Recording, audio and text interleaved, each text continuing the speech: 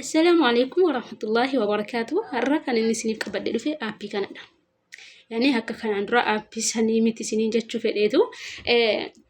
بلاتفورمي كوني كان أمني جاهلما الأنبياء باني أرى جاهلما خيسا كإتين بهاجرو يوتا وربي قد إتين وغرغاري جتشودا أرى برنوتا هدوكا إرى أرغتا جرو أستاذوري غرغارا كأجرت نبرسي ساجرا ربو مريساني نفاديرسو أما كان راتي نمي بكا برنوتا الأبداني بكا برنوتا برغت غوتو داغرو أمو سيرا نما يسين برسيسو الأبدان مركزني دارو الهدى برنوتا ورريف إيغالو الراكاسي ورججبا هنغا ورججباتي كبجا كنساف كني برسيسو يوتا أما بناميتين جرا سبب رمضاناتين كان فميتوري هران كان إيجاليتين جرا برنون نوي رتيها جرتي برنو رياض الصالحين في تفسير الشيخ محمد أرولي كان يسنوف سينا نتا نا أكيدو لي إرّا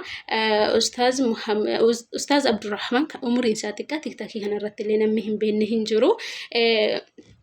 كان بكم سيسا قدوا جتشورا سيرة إرقام ربي صلى الله عليه وسلم حروف آدي حروف مخارجة قرآن لفظ التلاوة في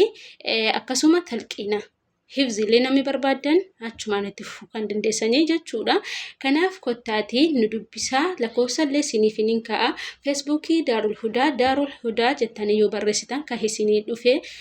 دوفي جوهين gochuudhaan linkii achi jala argachuu dandeessu barnoonni isaa kan kanaan dura isin darbirree achirraa argachuu dandeessu teelegiraamni isaaniillee akkasuma barnoota barbaadaniin daarul hudaa barnoota aqiidaa daarul hudaa tafsiira daarul hudaa riyaadu saalihiin yoo jettanii irratti sarchi gootan kan argattanu tahaa jechuudha kanaaf kifiyyaa tokko malee kan gatii tokko baasuun alatti haala qabeessan xiqqaan guddaa kabajee guddaan xiqqaa kabajee ka irratti wal barsiisu amiironni jira kan haala gaariin kabajaa namaa kennanii fi barattoonni jiraallee koreen barnootaallee akkasuma jechuudha. Inna wallahi yoo xiqqaate waggaa darbe keessa barattoota 300 olii waan akkanaa gara 300tu irratti barataa ture. Ammasi ammoo kan kanaa olitti dachaan dabalee irratti barannuu fi kan waliin wal barsiisnu rabbiin nu haa godhu abdii قبل إن شاء الله نما برنا نما هجري ربنا هاقولو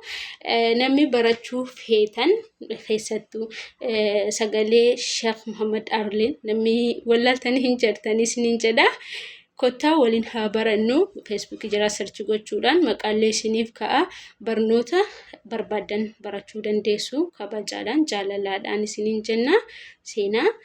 nu dubbisa keessan na dubbisa warri zoomii barbaadan zoomiin barbaadaan an jedha isiniin jedha lakkoofsa WhatsApp kiyyaalee isinii ka'a au kadaarul hudaalee isinii ka'a jechuudha.